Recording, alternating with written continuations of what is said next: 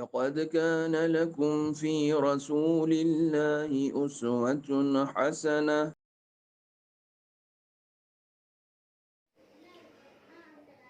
اعوذ باللہ السمیع العلیم من الشیطان اللعین الرجیم بسم اللہ الرحمن الرحیم الحمدللہ رب العالمین والصلاة والسلام علی خاتم النبیین وعلی آلہ الطاہرین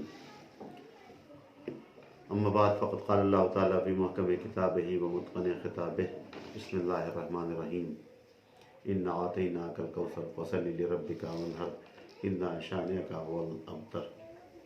حضرات، 13 جمادی الاول کی شب اس روایت کے مطابق جس میں تذکرہ ہے کہ صدیقہ طاہرہ سلام اللہ علیہا اپنے والد پیغمبر اسلام کی وفات کے بعد 75 دن زندہ رہی۔ آپ کی شب شہادت ہے۔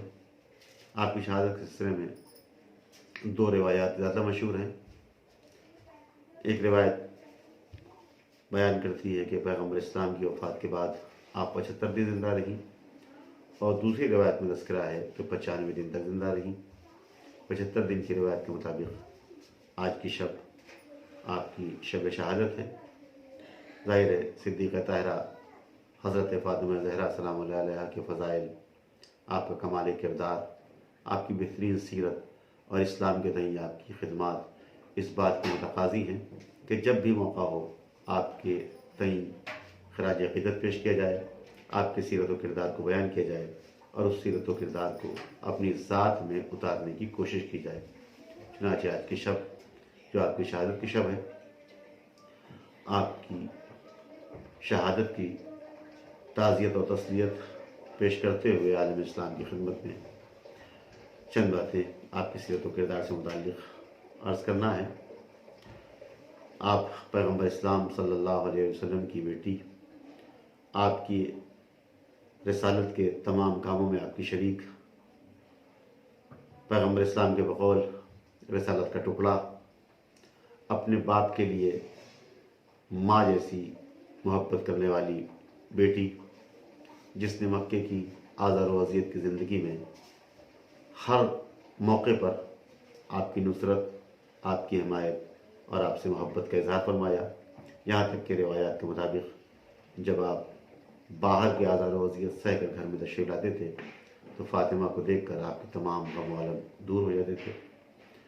بچپنے سے آپ نے پیغمبر اسلام کی نصرت و حمایت میں جو کارہائے نمایاں انجام دیے ہیں وہ تاریخ کے دامن میں محفوظ ہیں۔ تاریخ نے بیان کیا، ایک مرتبہ اللہ کا نبی مسجد حرام میں نماز ادا کر رہا ہے۔ ابو جہل اپنے کچھ ساتھیوں کے ساتھ بیٹھا دیکھ رہا ہے۔ آخر اس نے شرارت کرتے ہوئے اپنے ساتھیوں سے کہا کہ فلاں محلے میں اونٹ ذبح کیا گیا ہے، تم میں سے کون ہے جو اس کی گندگی اور اوجڑی لا کر اس شخص کے اوپر ڈال دے جو نماز ادا کر رہا ہے؟ ایک شخص آگے بڑھا اور جسارت کرتے ہوئے پیغمبر اسلام کے جسم مبارک پر وہ گندگی لا کے ڈال دی۔ شہزادی کو معلوم ہوا، آپ نے جلدی سے اپنے کو مسجد الحرام پہنچایا، گندگی کو صاف کر کے اسے دشمنوں کی طرف پھینک دیا اور گویا اظہار فرمایا کہ میرا بابا اللہ کا نبی اکیلا نہیں ہے۔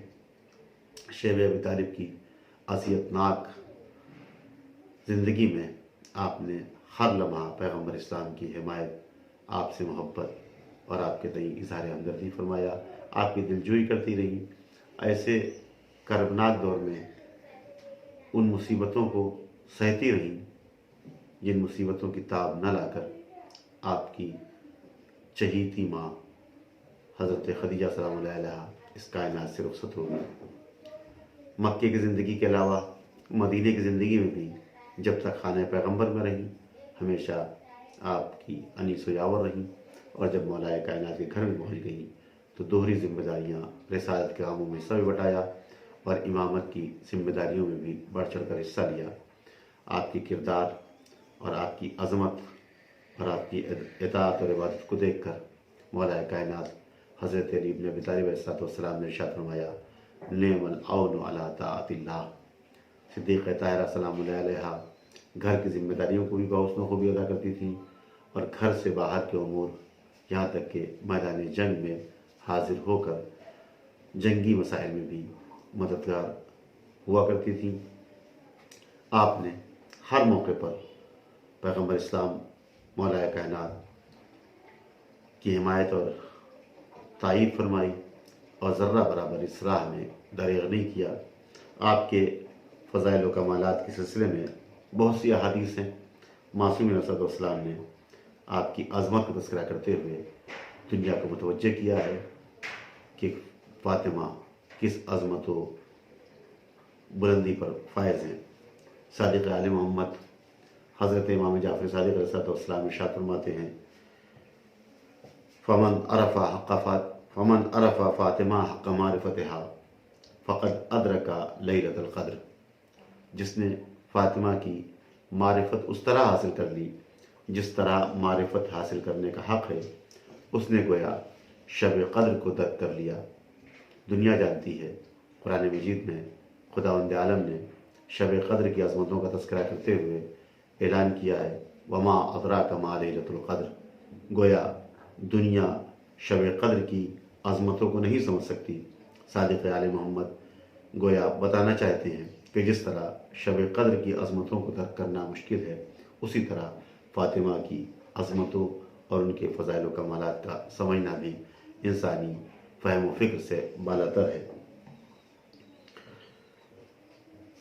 آپ کی اطاعت کے سلسلے میں امام باقر علیہ السلام ارشاد فرماتے ہیں، وَلَقَدْ كَانَتْ عَلَيْهَا السَّلَامُ مَفْرُوضَةَ الطَّاعَةِ عَلَى جَمِيعِ مَنْ خَلَقَ اللَّهُ مِنَ الْجِنِّ وَالْإِنسِ وَالطَّيْرِ وَالْوَحْشِ وَالْأَنْبِيَاءِ وَالْمَلَائِكَةِ۔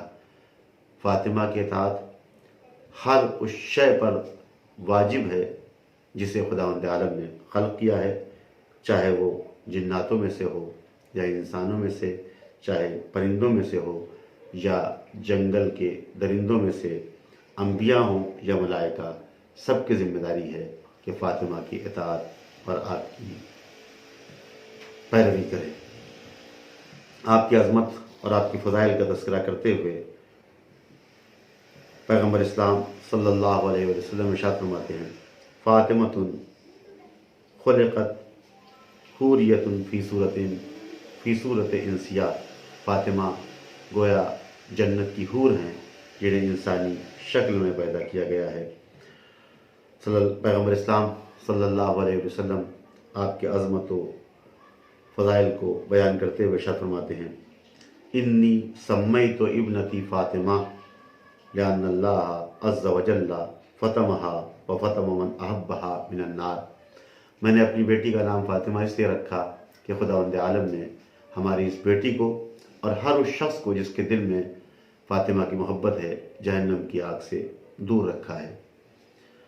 آئیے اس غم و علم کی شب میں صدیقہ طاہرہ سلام اللہ علیہ کی شہادت کا پرسہ پورے عالم اسلام اور خاص طور سے زمانے کے امام کی خدمت میں پیش کریں، جنہوں نے عظمت فاطمہ کا تذکرہ کرتے ہوئے ارشاد فرمایا ہے، ان علی فی ابنت رسول اللہ اسوۃ حسنہ۔ بے شک میرے لیے بنت رسول کی سیرت نمونۂ عمل ہے۔ معصوم امام آپ کی سیرت و کردار کو اپنے لیے نمونۂ عمل قرار دیتا ہے۔ گویا تمام دنیا کے لیے پیغام ہے کہ جو سیرت اور جو کردار معصوم امام کے لیے نمونۂ عمل ہو سکتا ہے، ساری کائنات کے لیے نمونۂ عمل ہے۔ لہٰذا اگر انسان اپنی نجات چاہتا ہے اور دنیا سے لے کر آخرت تک کامیابیوں سے ہمکنار ہونا چاہتا ہے تو اس پاکیزہ کردار کو اپنے لیے نمونۂ عمل قرار دے۔ آئیے بارگاہ پروردگار میں یہ دعا کریں، بار الہ ہمیں اس لائق بنا دے کہ ہم اس عظیم ذات بابرکت کے سیرت و کردار کو اپنے کردار میں اتار سکیں، ان کے نقش قدم پر چل سکیں اور ان سے انس و محبت کا وہ حق ادا کر سکیں جو اللہ کا نبی ہم سے چاہتا ہے، تاکہ ہم میدان محشر میں اس عظیم شخصیت شفاعت اور ان کی احسان اور ان کے انعام سے بہرہ مند ہو سکیں۔ وآخر دعوانا ان الحمد للہ رب العالمین۔